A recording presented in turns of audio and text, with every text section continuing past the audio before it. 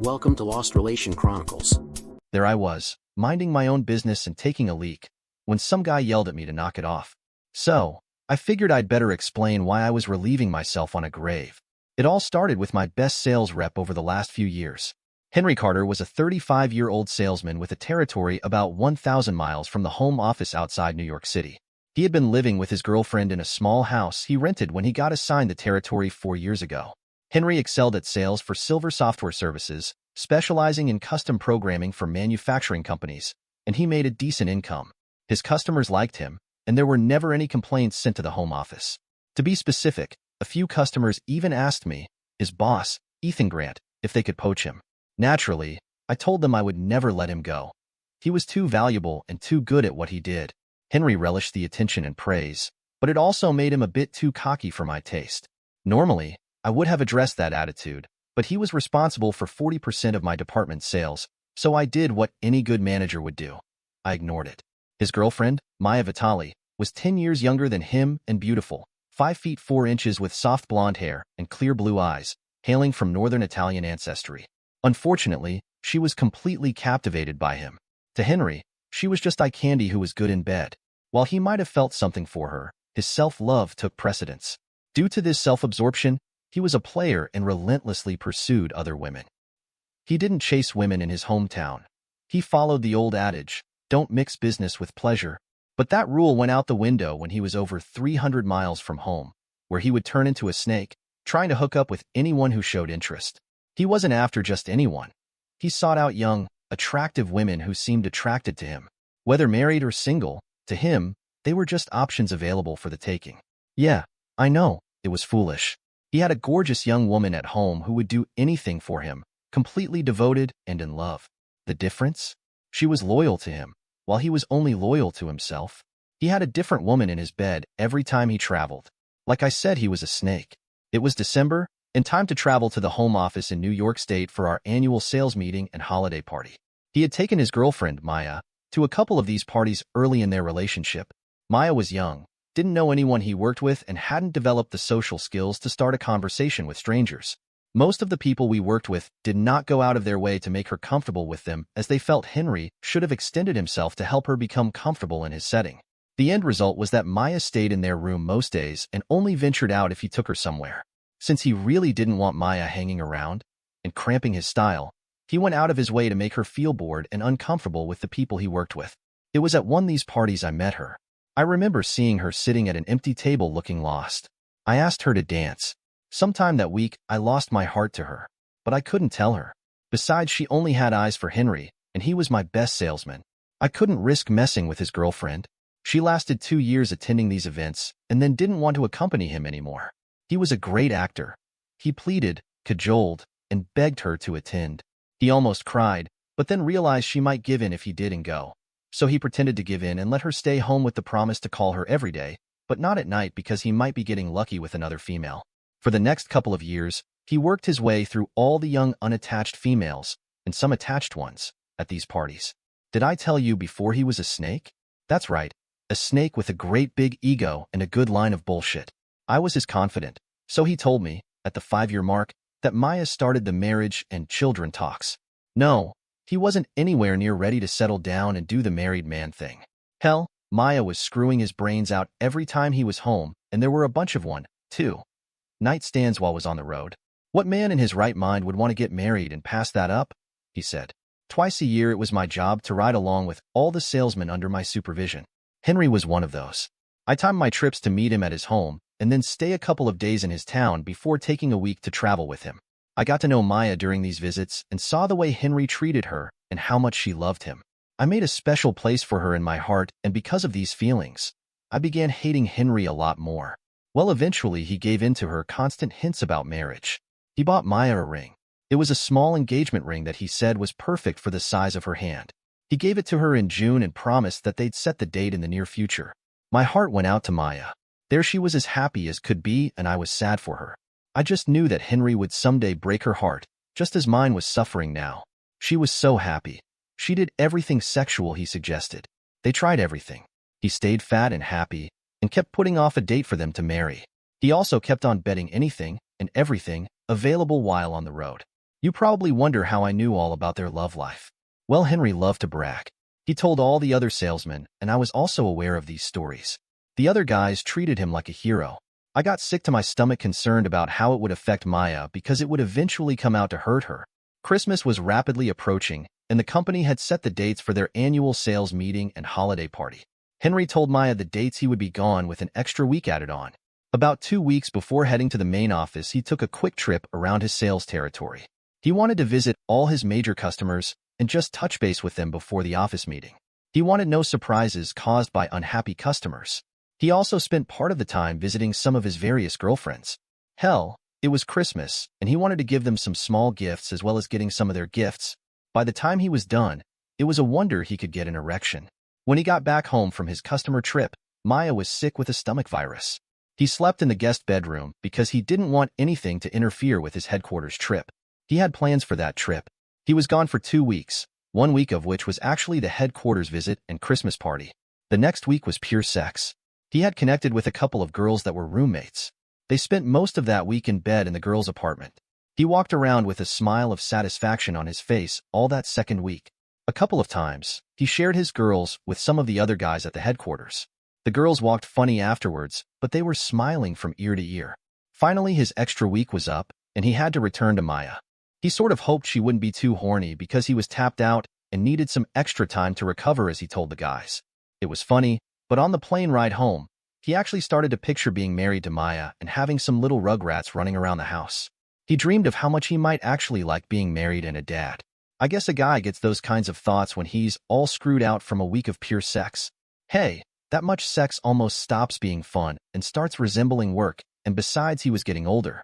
My boss had hinted to me that I was ready to take the next step up the corporate ladder, and they wanted me to begin training Henry as my assistant. It would mean that he could someday be my replacement. It would mean a substantial raise in pay for him, moving closer to the company headquarters, and coming off the road. That would also mean giving up all his little affairs and settling down. And best of all, I would also get a chance to see Maya more often. So far, she had no idea I had fallen in love with her, and neither did Henry. You know, I sort of like the idea. After the airplane touched down in his hometown, he called Maya to tell her he had landed and would be home in about 45 minutes. There was no answer. He assumed she was doing a little last-minute shopping. Maya was always like that. She'd get something in her head and look for hours until she found it. In his mind's eye, he could see her decorating the house for the holidays and suddenly feeling as if she needed just that one perfect ornament to make everything perfect. Out the door she would go, on a mission to find that special something. Henry's return. Henry could visualize how their house would look. Christmas was one of Maya's favorite holidays. She cooked, she cleaned, and she decorated. Everything was done to perfection. And then there were the presents. She'd spend hours wrapping every single one of them.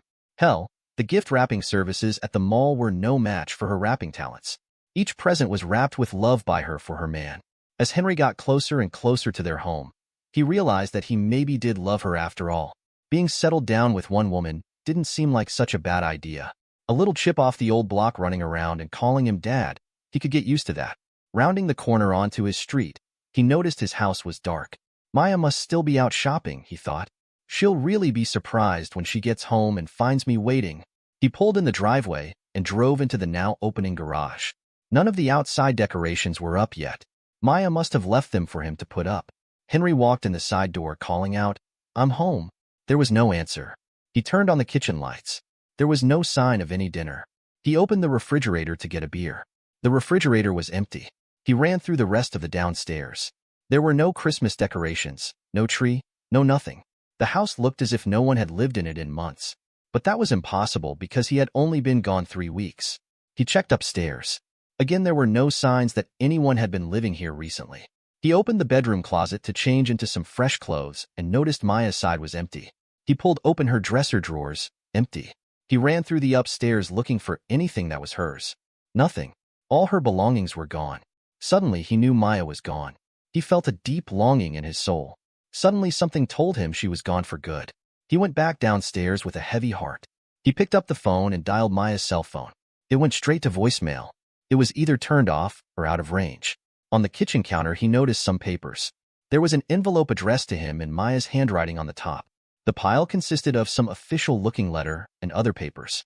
It was next to the engagement ring he had given her. He picked up the top piece of paper. It was a letter from the health department. It was asking her to contact them. It explained she had contracted an STD, and they were required to notify all her sexual partners of her condition. She had filled out only one name on the attached form, Henry's. She indicated that she had contracted the disease from him. The next form was a letter from her gynecologist. It said that Maya was treated and cured. It also said that all testing indicated that she would be able to conceive again. The STD had caused no lasting damage. The one word jumped out at me. Again? He looked at the rest of the paperwork. It was a bill paid by health insurance for a 4-day hospital stay after a spontaneous abortion. Further reading showed that the abortion was suspected to have been caused by her contracting an STD, and it affected the fetus. Henry sat down at the table and let it all sink in. Maya had been pregnant. He had given her an STD. The STD caused her to abort their baby. He had effectively killed his unborn child as well as Maya's love by giving her some form of a venereal disease. For the first time since he was a child, he put his head down and cried. When he woke up the next morning, he picked up his cell and sent a text to Maya. "I'm sorry, please take back your ring." He didn't get an answer back. He hoped she got the message and would read it. At last, he picked up the envelope addressed to him. Last night, he was too upset to read it. This morning, he hoped to have found the courage. Henry opened it and unfolded the pages inside. They read, "Dear Henry, you scumsucker. By now you have found I have left you. You are a cheating 304 and I hate you. You brought home a disease and gave it to me. That disease killed our baby. Remember when you were home last time and I thought I had the stomach flu? Well, it didn't get better in a couple of days, so I went to the doctor. You can't imagine how happy I was when he told me I was pregnant. I had it all planned out how I was going to tell you. A candlelight dinner with all your favorite foods, romantic music, a long, slow love-making session, and then surprise you with the news. Well, I guess I was the one to get the surprise. The doctor's office called me the next day and said that they needed to run a few tests. After the tests, the doctor called me into his office and proceeded to give me the bad news. The fetus was not viable, in his ever-so-calculated words. It took me a few moments to realize that he meant our baby was dead. I cried. When I recovered, he went on, "You have an STD which affected your pregnancy. I will be treating you for this disease, and you should fully recover." He then asked who I had had unprotected sex with. I told him only you. He said he had to notify the health department, and they would attempt to track down all the cases of this outbreak. The doctor put me in the hospital and performed a procedure on me. The effect was similar to having an abortion. Our dead baby was scrapped out of my womb. While I was in the hospital, someone from the health department paid me a visit. They were very efficient. They called your office and through your so-called friends tracked down about 14 women you had sex with in the few months. Maybe you contracted the disease early in your trip. Regardless, 10 of the women tested positive for the STD you were spreading. A little over half of them had husbands or steady boyfriends. You were a regular typhoid Mary of this STD. There are a lot of people out there, besides me, who aren't very happy with you anymore. The health department will be contacting you soon. They want to know who else you infected. Henry, I hate you and never want to see you or talk to you again.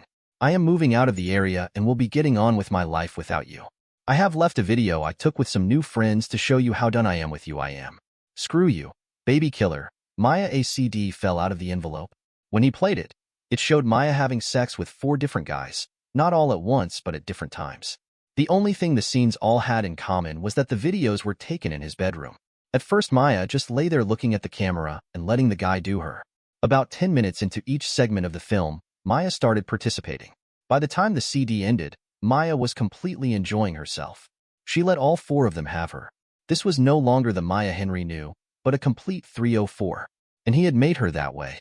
He sat and watched the CD for hours. It drove him a little crazy. He started drinking to ease the pain. To be exact, he drank for the following 3 days before stopping. He stopped, not because he wanted to stop, but because he had consumed everything alcoholic in his house. He sobered up enough to drive to a neighborhood packaged liquor store and buy a couple of cases of cheap whiskey. He returned home and starting to drink again. Before long, he drifted into an alcohol-induced fog. He realized that he really did love Maya and wanted her back. He also realized she hated him. A week went by, and the police showed up at his door.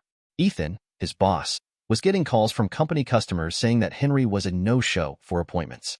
Ethan had tried calling him, but his cell phone went directly to voicemail, and that was full. Ethan reported Henry's inaction to the local police. After breaking down Henry's front door, the police found him passed out in front of the TV with the video running, set on continuous loop. They looked at him, the video, in the picture of his girlfriend on his lap and arrested him under some sort of mental health law concerning attempted suicide. They concluded he was trying to drink himself to death and suicide being illegal was their reason. He was put in a detox program for 30 days to dry out. Henry ended up spending 60 days in the program until the doctors felt he was safe to let out. Henry went home and started finishing up what was left in the case. One morning when he was a little bit sober, he sent Maya another text to her cell phone. "I still love you. Please come home." The return message was simply, "Screw you," and that was all it said. Henry went back to drinking his cheap booze. The president took about 1 year, but Henry finally drank himself to death. There was a small graveyard service for him. It was cold and rainy. Not many people attended. Toward the rear of the small group, Maya stood with me. She was smiling. She was overheard saying to me, "Serves the scumsucker right? I'm glad he's dead." So here I am finishing another leak. But now after hearing the story, the cemetery caretaker wants to add his 2 cents, so he further soaked the headstone. Dear listeners, please share your thoughts in the comments section below, and don't forget to like, share, and subscribe.